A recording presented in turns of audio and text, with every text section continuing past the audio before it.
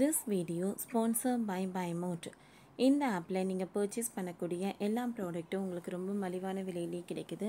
இதில் நிறைய offers and coupons provide பண்ணுறாங்க. ஸோ இதோட லிங்க் உங்களுக்கு டிஸ்கிரிப்ஷனில் கொடுக்குறேன். தேவைப்படுறவங்க யூஸ் பண்ணி பாருங்கள். போரூர் பூந்தமல்லி மெட்ரோ ரயில் சேவை. நந்தம்பாக்கத்திற்கு மெட்ரோ எப்போது? அறிய வேண்டிய 5 விஷயங்கள். போரூர் டு பூந்தமல்லி இடையிலான டிரைவர் இல்லாத மெட்ரோ ரயில் சேவை டிசம்பர் மாதம் மக்கள் பயன்பாட்டிற்கு கொண்டுவரப்பட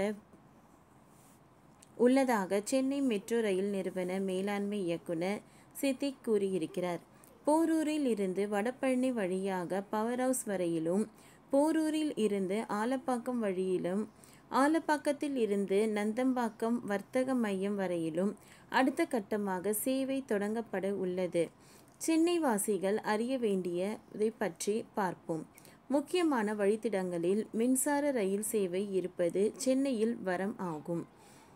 அதே நேரம் சென்னையில் அண்ணா சாலை, OMR சாலை, வடபழனி சாலை, பூந்தமல்லி சாலை, ஆந்திராவை இணைக்கும் மாதவரம் சாலை போன்ற பகுதிகளில் ரயில் சேவைகள் இல்லாமல் இருந்தது. படிப்படியாக மெட்ரோ ரயில் சேவைகள் கொண்டு வரப்பட்டு வருகின்றன.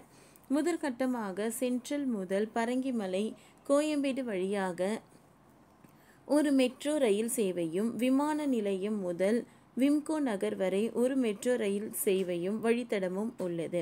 இந்த வழித்தடம் சென்னையின் மையப்பகுதியில் உள்ளது. சென்னையில் 2ஆம் கட்ட மெட்ரோ ரயில் திட்டப் பணிகள் 66,246 கோடியில் 118.9 கிலோமீட்டர் தொலைவுக்கு நடந்து வருகின்றன. இந்த திட்டத்தில் மாதவரம் சிறுச்சேரி சிப்கோட் வரை 3வது வழித்தடம் 45.8 கிலோமீட்டர் தொலைவுக்கும், கலங்கரை விளக்கம் பூந்தமல்லி வரை 4வது வழித்தடம் 26.1 கிலோமீட்டர் தொலைவுக்கும், மாதவரம் சோழிங்கநல்லூர் வரை 47 கிலோமீட்டர் தொலைவுக்கும் 3ஆம் வழித்தடங்களில் மெட்ரோ ரயில் திட்டப் பணிகள் விறுவிறுப்பாக நடைபெற்றன. இது பற்றி அறிய வேண்டிய 5 விஷயங்கள் பற்றி பார்ப்போம். 2ஆம் கட்ட மெட்ரோ ரயில் டிரைவர் இல்லாத மெட்ரோ ரயில் சேவைக்காக அறிமுகம் ஆகிறது. அதன்படி 2ஆம் கட்ட மெட்ரோ ரயில் திட்டத்தில் இயக்குனராக டிரைவர் இல்லாத முதல் மெட்ரோ ரயில் கடந்த ஆண்டு செப்டம்பர் மாதம் சென்னை வந்தது. இந்த ரயிலை கடந்த மார்ச் மாதம் 20ஆம் தேதி பூந்தமல்லி டு போரூர் இடையே முதல் சோதனை ஓட்டம் செய்து பார்த்தார்கள். அப்பொழுது ஏற்பட்ட தொழில்நுட்ப கோளாறு காரணமாக சிறிது நேரம் நிறுத்தி வைக்கப்பட்டது. பின்னர் வெற்றிகரமாக இயக்கி பார்க்கப்பட்டது. இதைத் தொடர்ந்து ஏப்ரல் 28ஆம் தேதி 2ஆம் கட்ட சோதனை ஓட்டம் வெற்றிகரமாக நடந்தது. இந்த நிலையில் டிரைவர் இல்லாத மெட்ரோ ரயிலின் 3ஆம் கட்ட சோதனையை நேற்று போரூர் முதல் பூந்தமல்லி புறவழி சாலை மெட்ரோ ரயில் நிலையம் வரை நடந்தது.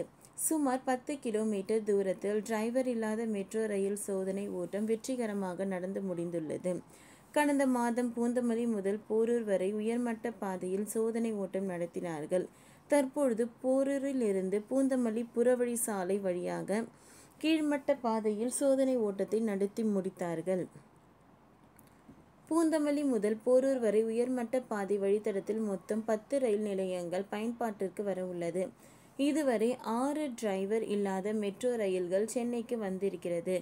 டிசம்பர் மாதத்தில் இந்த வழித்தடத்தில் டிரைவர் இல்லாத மெட்ரோ ரயில் பயன்பாட்டிற்கு கொண்டு வரப்பட உள்ளது.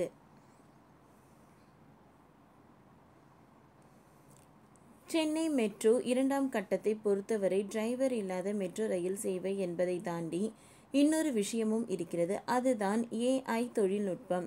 மெட்ரோ ரயில் வழித்தடங்களில் உள்ள சிக்னல்களின் செயற்கை நுண்ணறிவு தொழில்நுட்பத்தை பயன்படுத்தி திட்டமிடுவோம் சென்னை மெட்ரோ.